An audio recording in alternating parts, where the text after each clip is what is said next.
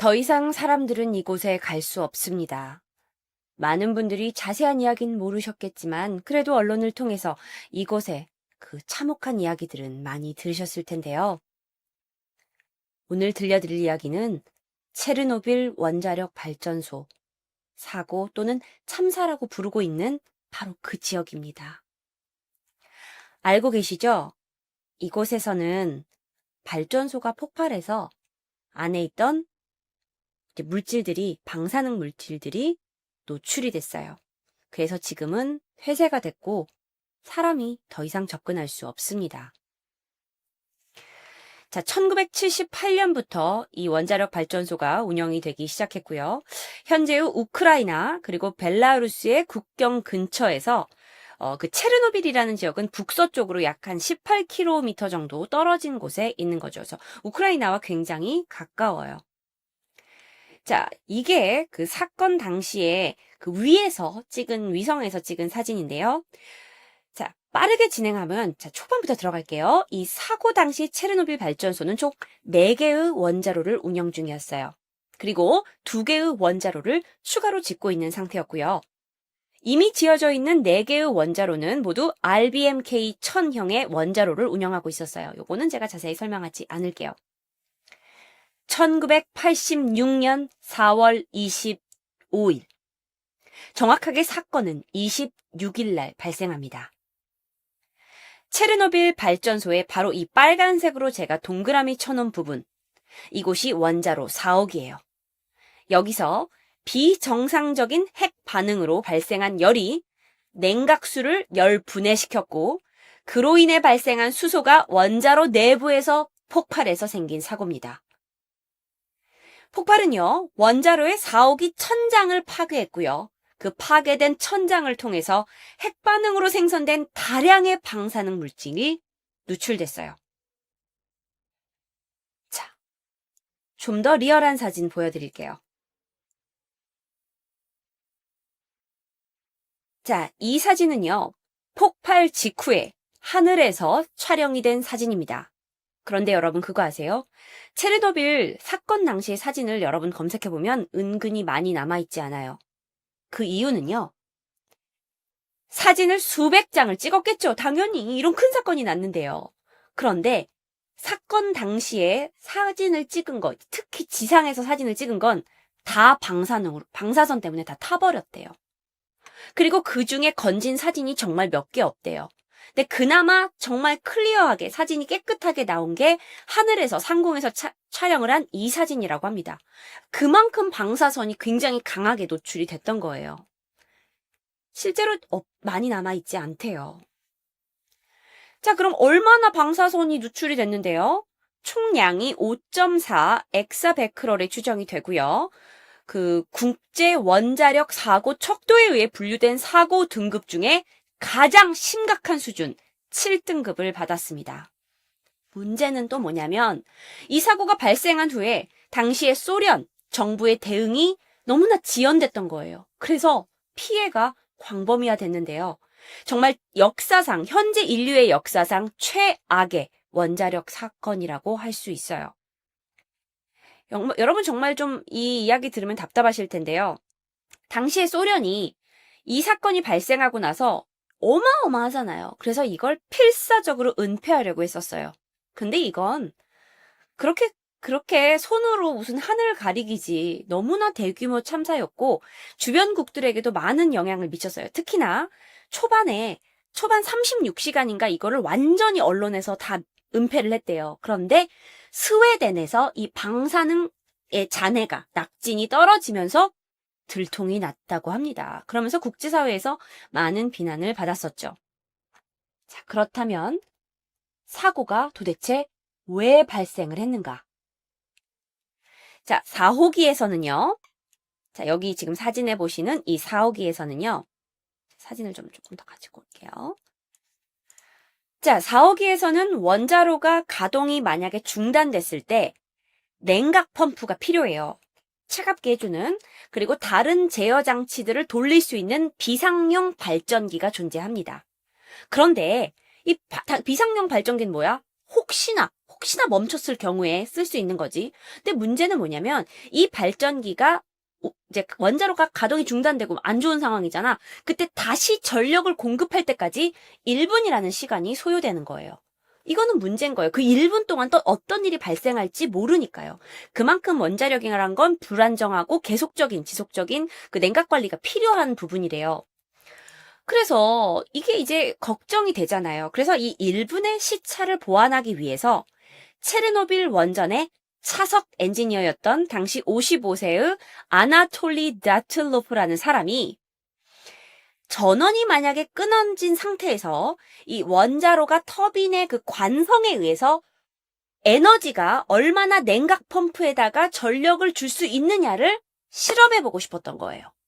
그러니까 즉 말하면 만약에 무슨 일이 있어서 이게 전력이 없어졌어. 그럼 비상 전력이 돌아야 되잖아. 그런데 이 비상 전력이 다른 어떤 원자로의 터빈 힘에 의해서 빨리 어떻게 돌아갈 수 있느냐 이걸 실험해보고 싶었던 거예요. 물론 중요할 수 있지. 비상시가 되면 이게 문제가 커질 수 있으니까요.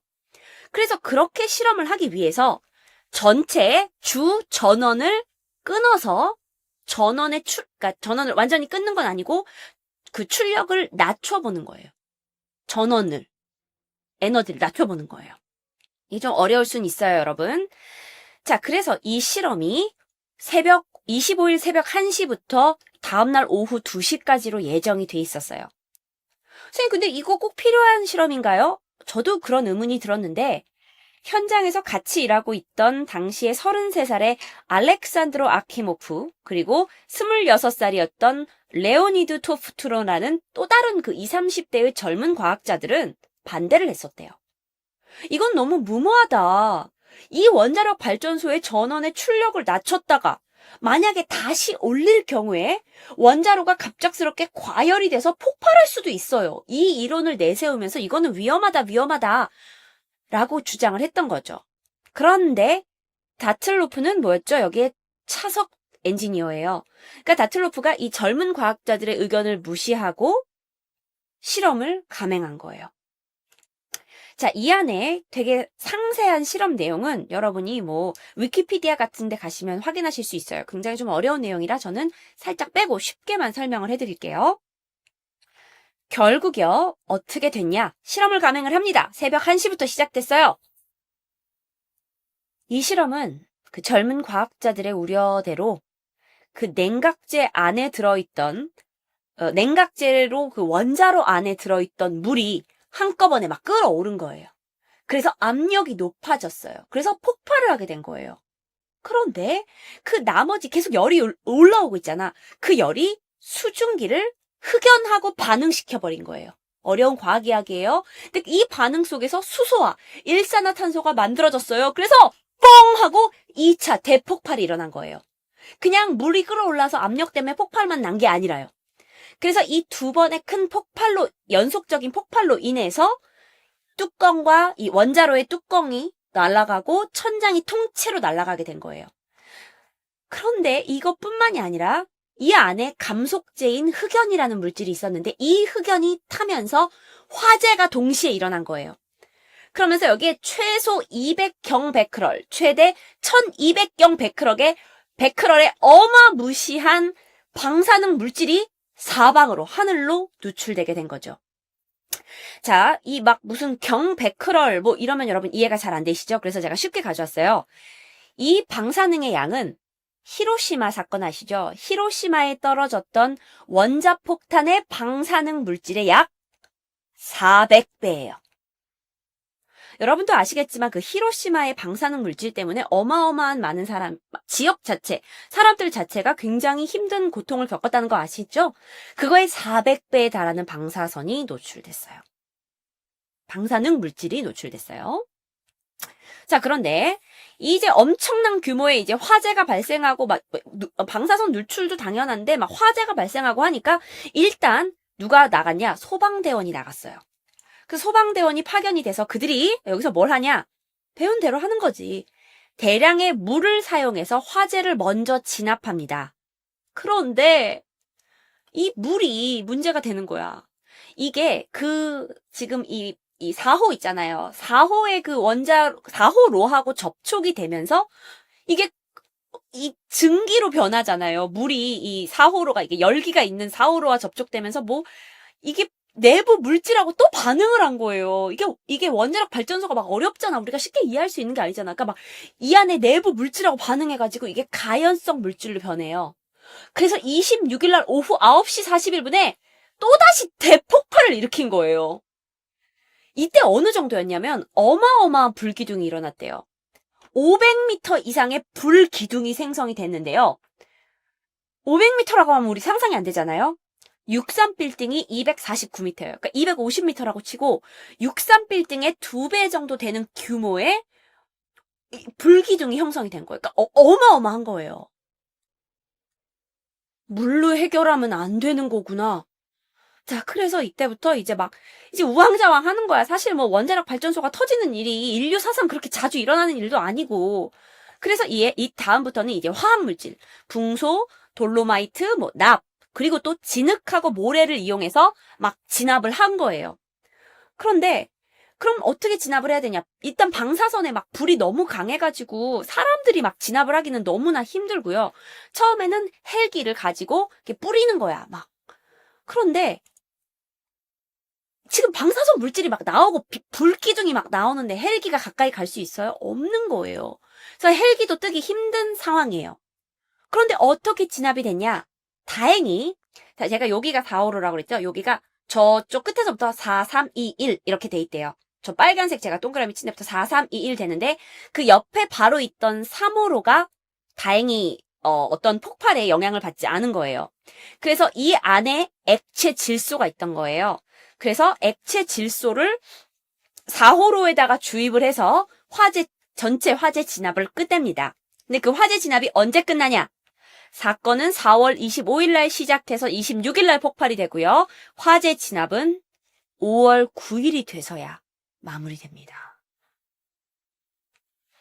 여러분, 체르노빌 이름만 들었는데 이게 사실 만약에 요즘 현대에 일어났다면 전 세계가 깜짝 놀라고 아마 한 3달, 4달, 몇 달 동안은 이 뉴스로 전 세계의 뉴스가 도배될 만한 어마어마한 사건이었던 거예요. 자, 그러면요, 방사선 노출되고 나선 어떻게 됐어요?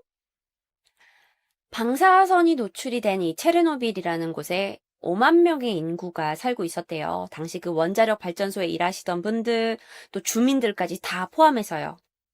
그런데 물론 그 발전소에 일하던 사람들은 알고 있었죠. 이게 이제 원자로가 폭발했다는 걸.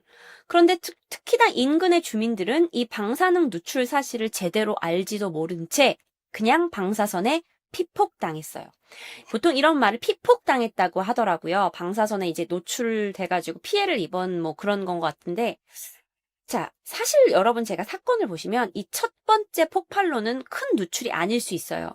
그런데 두 번째 26일 날 폭발을 하면서 누출량이 엄청나게 늘었고 이때부터 주민 대피가 시작이 됐던 거죠.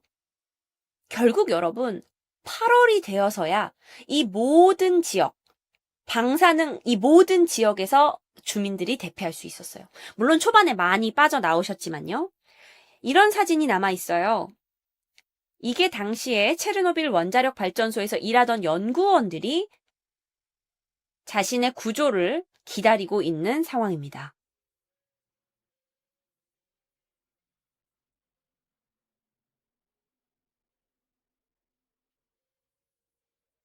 사진만 봐도 그때 당시의 상황이 얼마나 심각했는지 여러분 아시겠죠? 결국이요, 이 사건이 일어나고 나서 오염이 제일 심각한 이 주변 30km 지역, 그리고 그 외부 지역에 누출된 그 방사능 제거 작업이 계속 있어야 되잖아요.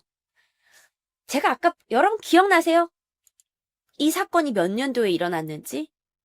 몇 년도에 일어났어요? 1900 몇 년도에 일어났어요? 86년도에 일어났어요. 1986년 4월에 일어났는데 결국 여기에 있는 모든 주민들이 대피하고 진압하고 여기에 있는 모든 사람들 데리고 나오고 그리고 나서 결국엔 1992년까지 이 모든 진압 작업이 계속 진행됐어요. 물론 그게 늦었다는 건 아니지만 그만큼 뭐 쉽지 않았던 작업이었죠.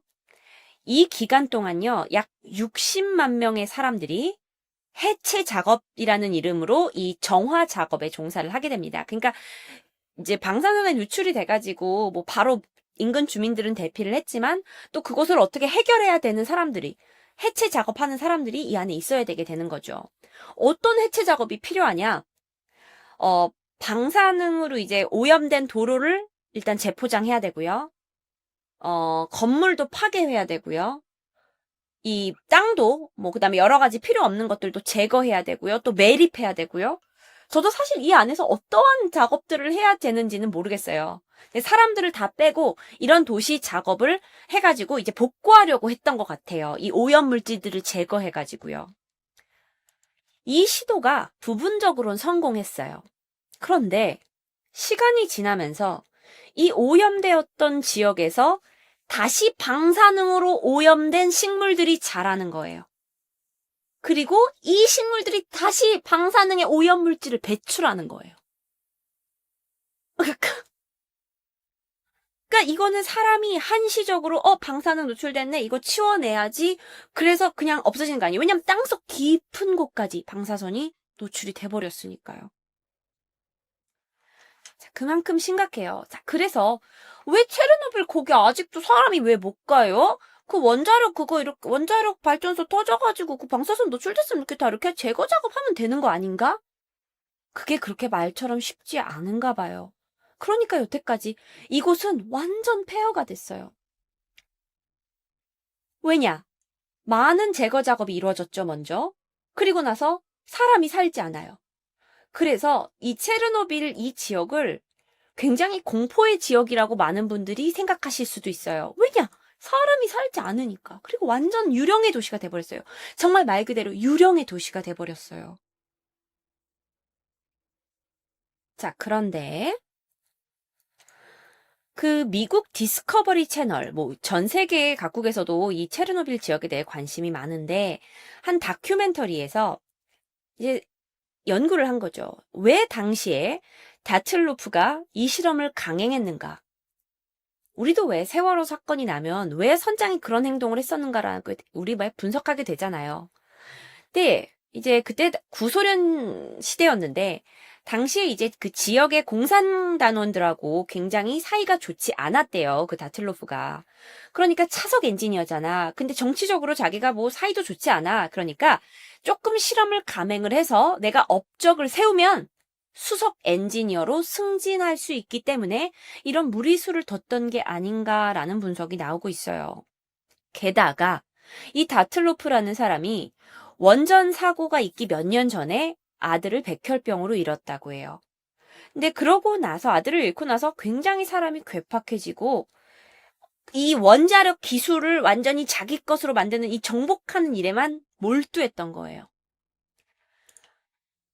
자, 그렇다면 그의 어떤 집착, 성공에 대한 그 잘못된 야망이 이 사건을 일으켰던 것 같은데 사건 이후에는 그는 어떻게 됐을까요? 체르노빌 원자로 사고가 발생하고 나서 다틀로프는 현장에서 자취를 감췄습니다. 소련 정부는 무슨 일이 있어도 그를 찾아냈어야 했어요. 그래서 1987년 소련이 그를 결국 법정에 안춥니다. 그런데 그는 중대한 운영상의 실수라는 죄목을 법정에서 받았고 10년형을 선고받았어요. 이거 좀 생각보다 적지 않아요? 한 도시가 다 망가졌는데, 그리고 얼마나 많은 사람들이 죽었고 피해자가 나왔는데, 그런데 더 황당한 건 그가 건강상의 이유로 1990년 가석방돼요. 그리고 나서 5년으로 감형을 받습니다.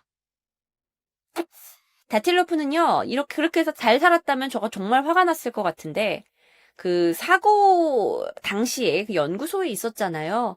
그때 이제 방사선에 좀 피폭이 된 거죠. 그래서 그 후유증으로 결국 9년 후에 사고 후에 9년 후에 사망을 하게 됩니다. 그런데, 그것까진 괜찮아. 그 젊은 과학자들 기억나세요? 이 실험을 반대했던 그 젊은 과학자 아키모프는요, 당시 사건 현장에 있었잖아요. 전신이 방사능에 피폭됐어요. 그리고 다른 과학자 토프투노프도 심각하게 전신에 피폭을 당해서 사고 발생 3주 안에 모두 숨지게 됩니다. 제가 조금 이제부터 보여드릴 사진들은 조금 징그러울 수 있는데 제가 이 사진만은 보여드릴게요. 보통 500레트겐의 그 방사능에 5시간 정도 계속 노출되면 죽음에 이를 수 있다라는 결론이 있어요. 그런데 체르노빌 원전 사건 당시에 이제 불을 끄려고 들어갔던 소방관들은요, 1시간 동안에 2만 레트겐의 방사능에 노출됐어요. 그래서 어떻게 됐냐?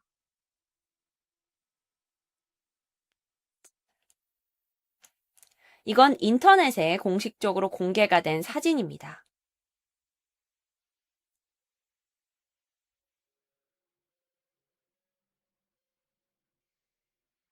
어쩌면 그들도 화재만 진압하러 갔을 뿐 그 안에서 방사능 유출이라든지 얼마나 심각한 일이 기다리고 있는지를 몰랐을 수도 있죠.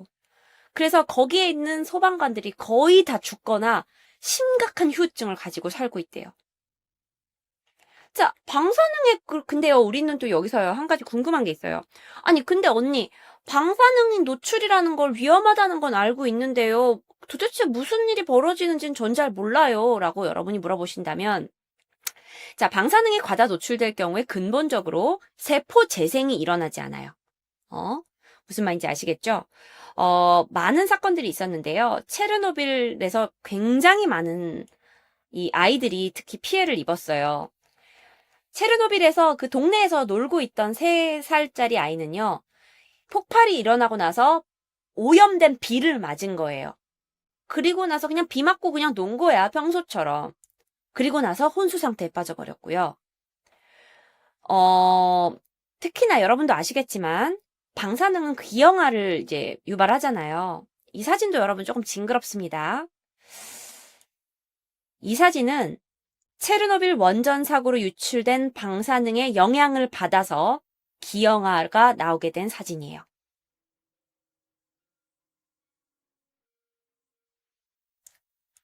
그런데 물론 이건 사람한테 엄청난 피해이기 때문에 다들 이제 부들부들 떨죠. 그런데 이것뿐만이 아니라 동물, 식물까지도 다 돌연변이가 나타나요.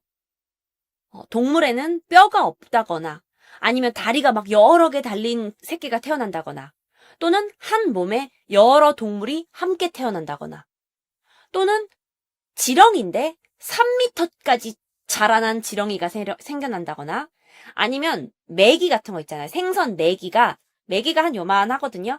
근데 1m가 넘는 메기가 생겨난다든지 해서 이 체르노빌 주변에 돌연변이가 심각했던 거예요.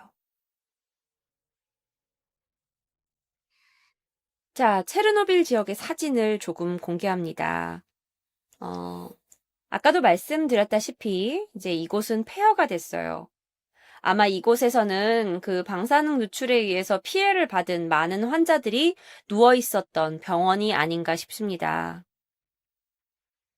그리고 이곳에 이제 아주 유명한 사진들이 있는데 이 사진에 여러분 자세히 보시면 방독면이 밑에 다 떨어져 있죠. 이 방독면이 떨어져 있는 이유가 몇 년 동안 이 체르노빌 지역을 복구하기 위해서 진압팀들이 들어갔는데 그 진압팀들이 다 이걸 쓰고 들어가야 했거든요. 그래서 이제 거기에 이렇게 남겨진 방독면이라고 하네요. 근데 이거 사진 어떻게 찍어요? 이거 드론으로 촬영했다고 들었어요. 자, 1986년 있었던 이 원전 폭발 사고, 정말 전 세계에 우리 인류의 역사상 최악의 사건으로 기록이 되고 있는데 당시 그 사건으로만 31명이 죽었고요. 이후 5년 동안 7,000명이 사망했어요. 여러분. 제가 31명 죽었다고 하니까 하셨죠? 아니요. 5년에 걸쳐서 7,000명이 사망했어요. 20세기의 최악의 대사건이고 세계 최악의 5대 참사로 남고 있습니다. 체르노빌 원전 사고는요. 그리고 이제 그때 이후로 이 도시는 유령 도시가 되었죠. 많은 아이들이 그 방사능에 노출돼서 아예 부모로부터 버림받고 수용소에 들어간 아이들도 많다고 해요. 자, 그래서 여러분 앞으로 이제 체르노빌이라는 사건이 인터넷에 뜨시면 많이 여러분이 좀 익숙해지시고 가슴 아파하실 것 같은데, 그 미국 뉴스 프로그램의 프로젝트의 하나로 그 한 이제 다큐멘터리 그 감독이 이 영상을 찍어서 드론으로 찍어서 공개했는데요. 제가 이 영상이 너무 좋아서 여러분께 같이 보려고 가지고 왔습니다. 자, 이 영상으로나마 현재의 체르노빌은 어떤 모습으로 남아 있는지 살짝 보실게요. 갑니다.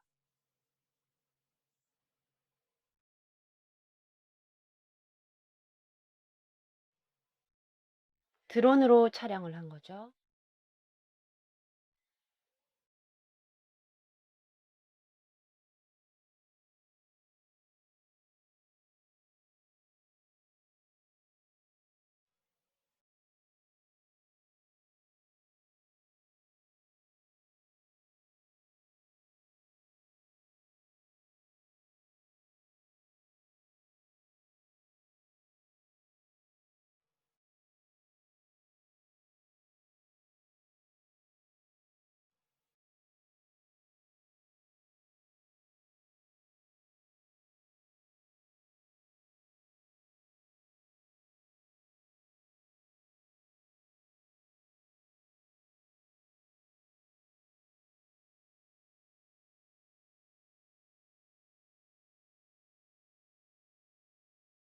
와,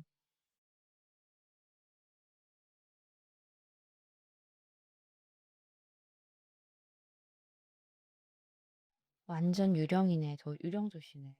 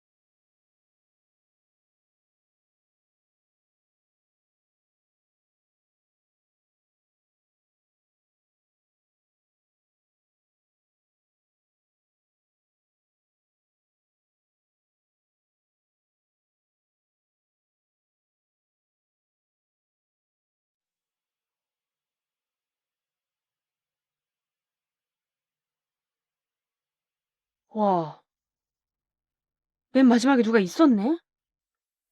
많은 사진은 드론으로 찍었는데 누가 들어갔었어. 누가 들어갔대. During my stay, I met so many people, and one of whom was the guide, also known as the stalker. We spent a week together exploring. 사람이, 살고 있는 사람이 있대. 그래서 가이드를 한대, 거기서. 근데 허가받은 사람만 들어갈 수 있는 것 같아요. Some memories of a past that happened floating around some and with the camera in. 아, 다 보호 하에만 들어갈 수가 있대요. 와, 와. 일반인들의 접근은 금지된 곳 체르노빌이었습니다.